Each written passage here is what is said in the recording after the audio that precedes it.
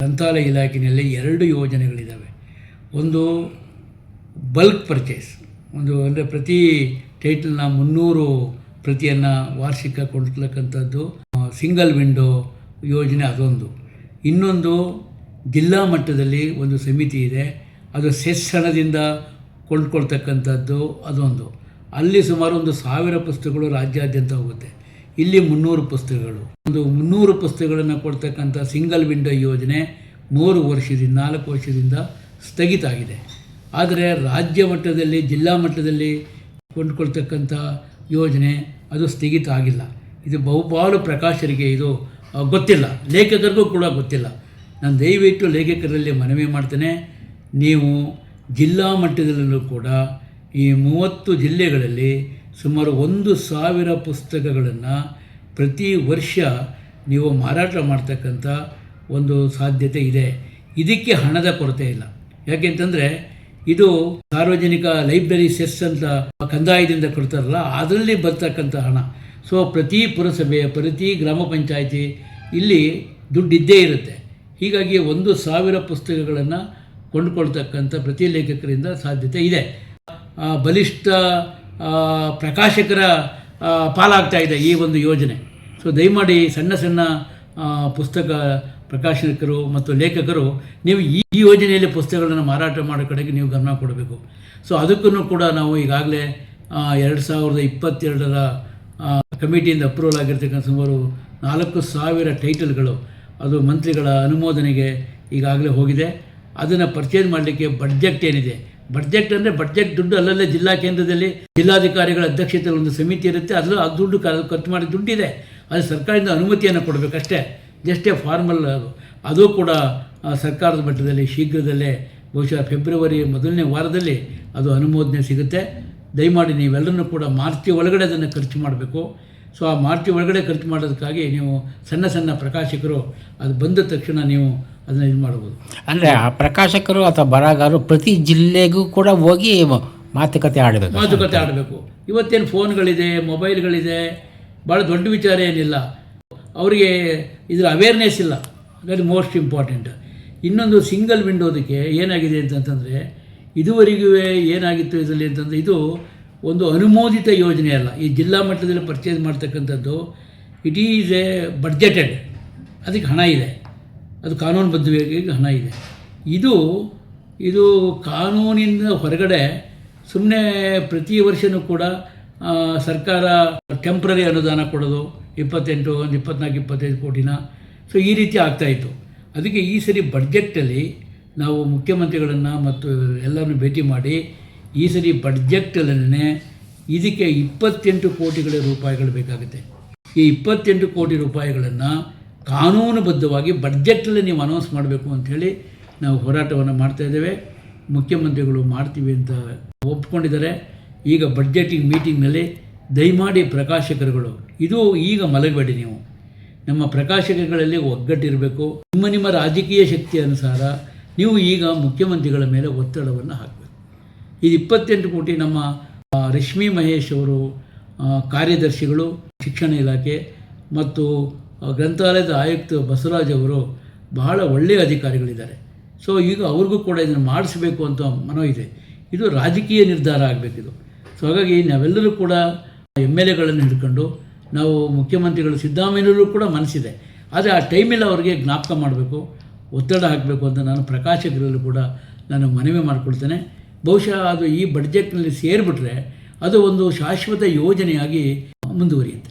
Sir, ಈಗ ಕೆಲ ಪ್ರಕಾಶಕರು ಲೈಬ್ರರಿಗೋಸ್ಕರನೇ ಬುಕ್ಕನ್ನು ಪ್ರಿಂಟ್ ಮಾಡ್ತಾರೆ ಅನ್ನೋ ಆರೋಪ ದೊಡ್ಡದಾಗೆ ಇದೆ ಅಲ್ವಾ? ಮತ್ತು ದಂಧೆ ಕೂಡ ನಡೀತಾ ಇದೆ ಇದೆಯಲ್ಲ. ಇದು ಏನಾಗಿದೆ ಅಂತಂದರೆ, ಅಲ್ಲಿ ಸರ್ಕಾರದಲ್ಲಿ ಹೇಳ್ತಕ್ಕಂಥವರು ಏನು ಹೇಳ್ತಾರೆ ಅಂದರೆ, ಹೌದು ಇದರಲ್ಲಿ ಪುಸ್ತಕಗಳು ಗುಣಮಟ್ಟದ ಪುಸ್ತಕಗಳಿಲ್ಲ, ಆಮೇಲೆ ಓದುಗರಿಗೆ ಬೇಕಾದಂಥ ಪುಸ್ತಕಗಳನ್ನು ಲೈಬ್ರರಿಯು ಪರ್ಚೇಸ್ ಮಾಡ್ತಾ ಇಲ್ಲ.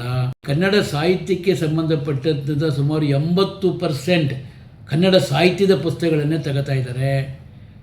ಅದರಲ್ಲೂ ಕೂಡ ಈಗ ಉದಾಹರಣೆಗೆ ಯಾವುದೋ ಒಬ್ಬ ಒಂದು ಸಾಹಿತ್ಯದ ಬಗ್ಗೆ 100 ಜನ ಬರೀತಾರೆ, ಆ ಎಲ್ಲರನ್ನು ಕೂಡ ಬರೆದಿದ್ದೇ ಬರೀತಾರೆ, ರ್ಯಾಪರ್ಗಳನ್ನು ಚೇಂಜ್ ಮಾಡ್ತಾ ಇದ್ದಾರೆ.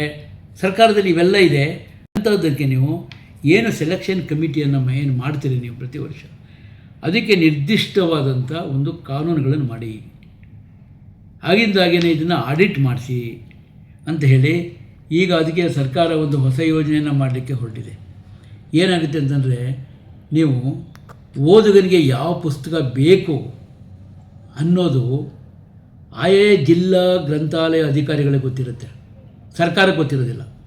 ಸೊ ಹೀಗಾಗಿ ಈಗೇನು ಹೊಸ ಯೋಜನೆ ನಮ್ಮ ಹೊಸ ಆಯುಕ್ತರು ಮಾಡಲಿಕ್ಕೆ ಹೊರಟಿದ್ದಾರೆ ಅಂದರೆ, ಈ 100% ಜಿಲ್ಲೆಯಲ್ಲಿ ಪರ್ಚೇಸ್ ಮಾಡಬೇಕು ಅಂದರೆ 40% ಸಂಬಂಧಿಸಿದ ಜಿಲ್ಲಾಧಿಕಾರಿಗಳ ಸಮಿತಿ ಇದೆಯಲ್ಲ, ಗ್ರಂಥಾಲಯ ಸಮಿತಿ, ಅವರೇನೆ ಆಯ್ಕೆ ಪಟ್ಟಿಯಲ್ಲಿ ಇಲ್ಲದೇ ಇದ್ದರೂ ಕೂಡ ಲೋಕಲ್ ಡಿಮ್ಯಾಂಡ್ ನೋಡ್ಕೊಂಡು ಪರ್ಚೇಸ್ ಮಾಡ್ಬೋದು ಅಂತ ಒಂದು ಹೊಸ ಕಾನೂನನ್ನು ಮಾಡಲಿಕ್ಕೆ ಹೊರಟಿದ್ದಾರೆ.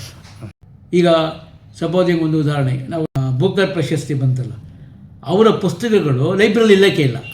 ಯಾಕೆ ಅಂತಂದರೆ, ಯಾವ ಪುಸ್ತಕಗಳು ತುಂಬ ಸಾರ್ವಜನಿಕರಲ್ಲಿ ತುಂಬ ಡಿಮ್ಯಾಂಡ್ ಆಗಿದೆಯೋ, ಅವಾಗೇ ಮಾರಾಟ ಆಗ್ತಾಯಿದೆಯೋ, ಅವ್ರು ಯಾರೂ ಕೂಡ ಲೈಬ್ರರಿಗೆ ನೀವು ತಗೊಳ್ಳಿ ಅಂತ ಹಾಕಲ್ಲ.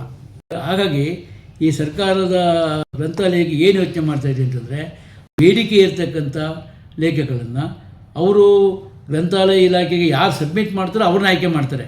ಅವ್ರು ಸಬ್ಮಿಟ್ ಮಾಡದೇ ಇದ್ದನ್ನು ಕೂಡ ಬೇಡಿಕೆ ಇರೋವನ್ನ 40% ಪರ್ಚೇಸ್ ಮಾಡಬೇಕು, ಮಾರ್ಕೆಟ್ ರೇಟೇ ಕೊಟ್ಟು ಪರ್ಚೇಸ್ ಮಾಡಬೇಕು. ಏಕೆಂದರೆ ಸರ್ಕಾರ ನಿಗದಿ ಮಾಡ್ತಿರ್ತಕ್ಕಂಥದ್ದು ಭಾಳ ಕಡಿಮೆ ಬೆಲೆ. ಸೊ ಹೀಗಾಗಿ ಅಂಥ ಒಂದು ಹೊಸ ಯೋಜನೆಯನ್ನು ಮಾಡಲಿಕ್ಕೆ ಹೊರಟಿದ್ದಾರೆ.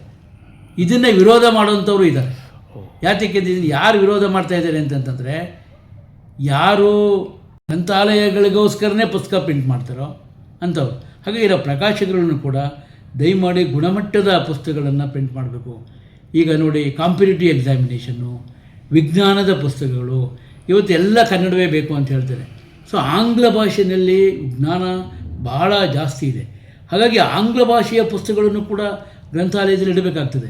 ಈಗ ನಾವು ಮೆಡಿಕಲ್ ಪುಸ್ತಕಗಳಿದ್ದಾವೆ.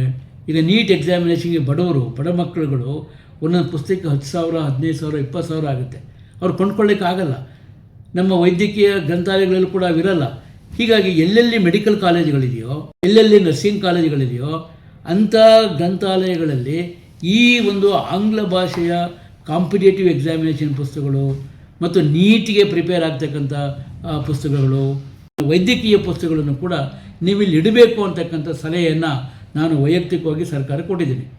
ಅದನ್ನು ಸರ್ಕಾರ ಹೌದು ಇದು ಒಳ್ಳೆಯದು ಅಂತ ಹೇಳಿ ಆ ಒಂದು ಪುಸ್ತಕ ನೀತಿಯನ್ನೇ ಬದಲಾವಣೆ ಮಾಡಬೇಕು ಅನ್ನೋದು ಕೂಡ ಸರ್ಕಾರದ ಗಮನದಲ್ಲಿ ಇದೆ. ಸರ್, ಪ್ರಸ್ತುತ ಪ್ರಕಾಶನ ಅನ್ನುವಂಥದ್ದು ಯಾವ ಸ್ಥಿತಿಯಲ್ಲಿ ಇದೆ? ಇದರ ಸುಧಾರಣೆಗೆ ಏನು ಕ್ರಮಗಳು ಬೇಕಾಗ್ತದೆ? ನೋಡಿ, ಇವತ್ತು ಓದುಗರ ಸಂಖ್ಯೆ ಭಾಳ ಕಡಿಮೆ ಇದೆ. ಪುಸ್ತಕ ಓದುಗರು ಇವತ್ತು ಆನ್ಲೈನಲ್ಲಿ ಗ್ರಂಥಾಲಯಗಳಿದ್ದಾವೆ. ಆಮೇಲೆ ಓದೋ ಹವ್ಯಾಸನೇ ನಮ್ಮ ಓದುಗರಲ್ಲಿ ಕಡಿಮೆ ಆಗ್ತಾ ಇದೆ. ಹಾಗಾಗಿ ನಮ್ಮ ಪ್ರಕಾಶಕರು ಭಾಳ ದುಸ್ಥಿತಿನಲ್ಲಿದ್ದಾರೆ. ಇವತ್ತು ಪ್ರಕಾಶಕರು, ಲೇಖಕರು, ಅದರಲ್ಲೂ ಕೂಡ ಕನ್ನಡ ಪುಸ್ತಕಗಳು ಮತ್ತು ಕನ್ನಡ ಪುಸ್ತಕದ ಪ್ರಕಾಶಕರು ತುಂಬ ಕಳೆದ 3-4 ವರ್ಷಗಳಿಂದ ಅವರು ಪ್ರಿಂಟ್ ಮಾಡ್ಕೊಂಡಿರ್ತಕ್ಕಂಥ ಪುಸ್ತಕಗಳನ್ನು ಸರ್ಕಾರ ತೆಗೆದುಕೊಳ್ತಾ ಇಲ್ಲ. ಒಳ್ಳೊಳ್ಳೆ ಪುಸ್ತಕಗಳು ಪ್ರಿಂಟ್ ಮಾಡಿರೋ ಪ್ರಕಾಶಕರು ಕೂಡ ಇದ್ದಾರೆ. ಒಳ್ಳೆ ಪ್ರತಿಷ್ಠಿತ ಪ್ರಕಾಶಕರುಗಳು ಕೂಡ ನಮ್ಮೇಲೆ ಇದ್ದಾರೆ. ಅಂಥ ಪುಸ್ತಕಗಳನ್ನು ಕೂಡ ಸರ್ಕಾರ ಪರ್ಚೇಸ್ ಮಾಡಿಲ್ಲ. ಸೊ ಅವರೊಂದು ದೊಡ್ಡ ಇನ್ವೆಸ್ಟ್ಮೆಂಟ್ ಮಾಡಿಕೊಂಡು ಆ ಗೋಡನ್ನಲ್ಲಿ ಪುಸ್ತಕಗಳು ಕೊಳಿತಾ ಇದ್ದಾವೆ. ಸರ್ಕಾರ ಇದೊಂಥರ ಜ್ಞಾನಕೋಶ, ಇದು ಜ್ಞಾನವನ್ನು ಶೇಖರಣೆ ಮಾಡಿರ್ತಕ್ಕಂಥ ಕೋಶ ಗ್ರಂಥಾಲಯ. ಇದಕ್ಕೆ ಯಾತಕ್ಕೆ ನಮ್ಮ ಸರ್ಕಾರ ಆಸಕ್ತಿ ತೋರಿಸ್ತಾ ಇಲ್ವೋ, ಲೇಖಕರು ಸಿಡಿದೇಳ್ತಾ ಇಲ್ವೋ, ಸಮುದಾಯ ಸಿಡಿದೇಳ್ತಾ ಇಲ್ವೋ ಗೊತ್ತಿಲ್ಲ. ಪುಸ್ತಕೋದ್ಯಮವನ್ನು ಬೆಳೆಸಬೇಕು. ಪುಸ್ತಕದಿಂದ ಓದಿ ಜ್ಞಾನ ಸಂಪಾದನೆ ಮಾಡ್ತಕ್ಕಂಥದ್ದು ಅದು ಭಾಳ ಹೆಚ್ಚು ಕಾಲ ಮೆದುಳಿನಲ್ಲಿ ಉಳಿಯುತ್ತದೆ ವಿನ ಆನ್ಲೈನ್ ಗೀನ್ಲೈನಲ್ಲಿ ಓದಿದ್ದಲ್ಲ ಅಂತಕ್ಕಂಥ